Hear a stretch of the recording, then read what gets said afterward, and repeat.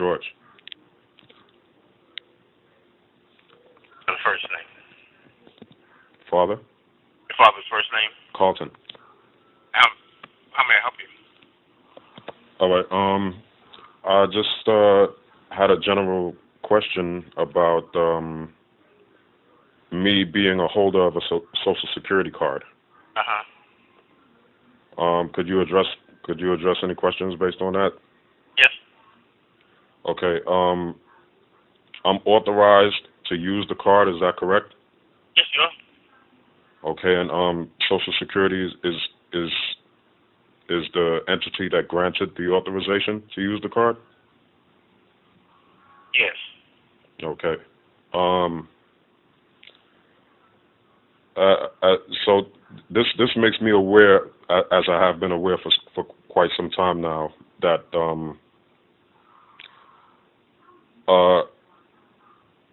it's unusual for me to realize this.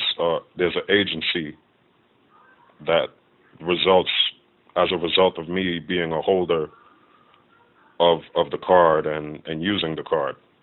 So I'm aware of the agency, and I just wanted to speak concerning that to maybe have an effect of where it would be reflected on the record that I'm acting as an agent in regards to the use of that card and the information appearing on the card. That information derives from a birth certificate, as all the questions you've asked me appears on the birth certificate. Yes, sir. And so it's been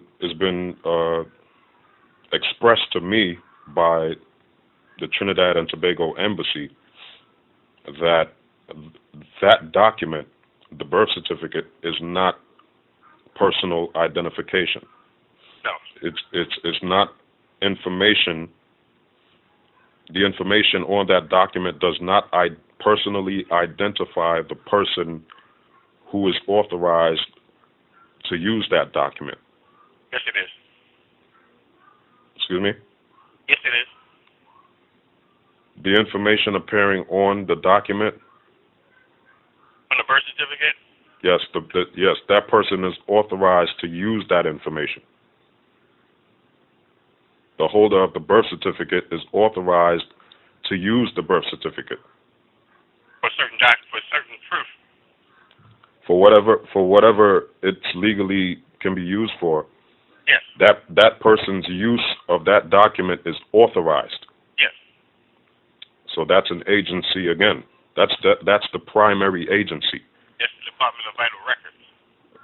Right. And so I'm aware of the agency that exists in relationship between me as a man and the information that appears on these documents. This is legal information. And that my use of any information, such as a Social Security number, in conjunction with the name appearing thereon, will be used only within the bounds of that agency.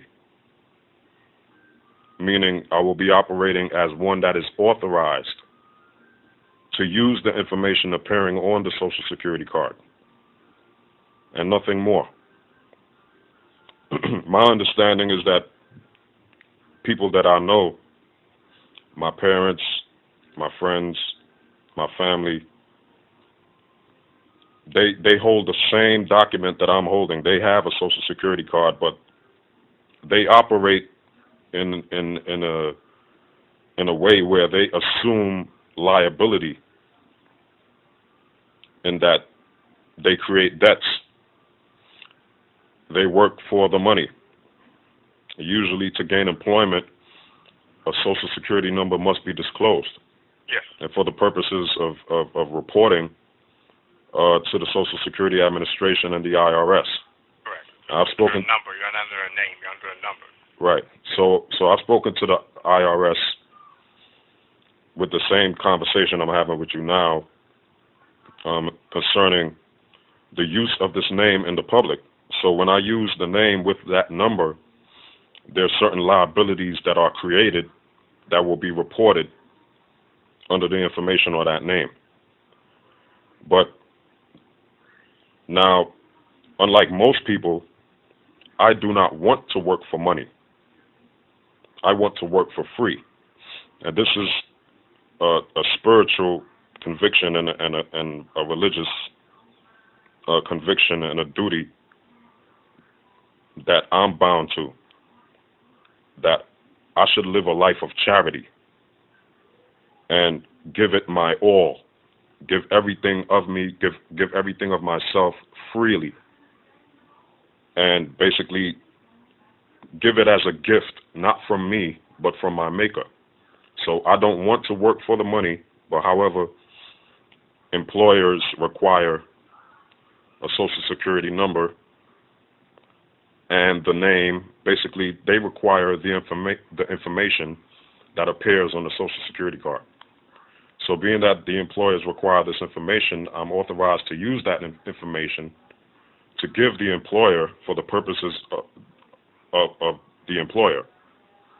But it's not within my interest to draw or create any debts with that information, because I'm giving the information to an employer. It's not to say I want to create debts in this name. The employer creates the debt because they are required by law to issue a paycheck. But because I don't want to accept the paycheck, I want to work for free, I want to find out if there's a way I can arrange where if there's anything, any funds paid to that name, that it could be either deposited directly with Social Security, because I've already established an account for pay.gov to have 100% net pay deposited to the Bureau of Public Debt to pay down on the national debt. So this is what I've arranged in order for me not to, just have the funds sitting there.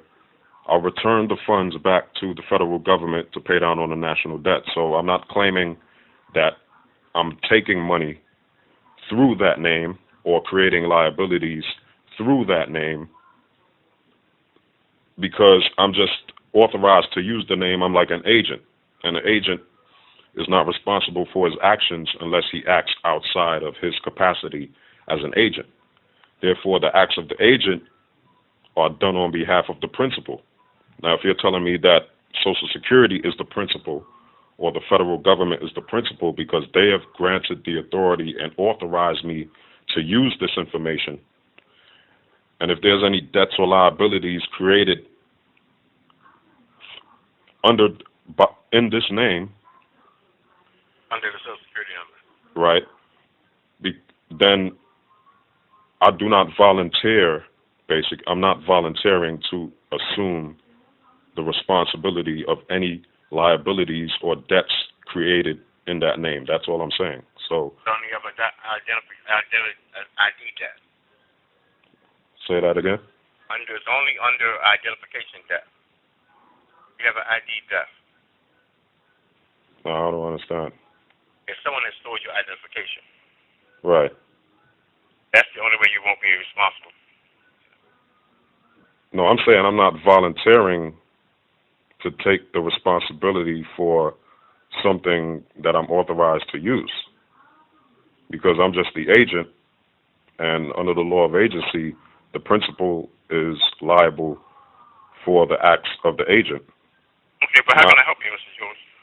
I just want to have that reflected on my account as opposed to the majority of other people's accounts, that they are not acting as an agent in respects to the use of that card and the information appearing thereon. I am acting as an agent and signing as an agent in conjunction with the use of the information appearing on that Social Security card. So I'm not claiming that the card is mine, because on the back of the card it said it belongs to the Social Security Administration, so it doesn't belong to me. I'm holding property as a trustee, and I will act as a trustee.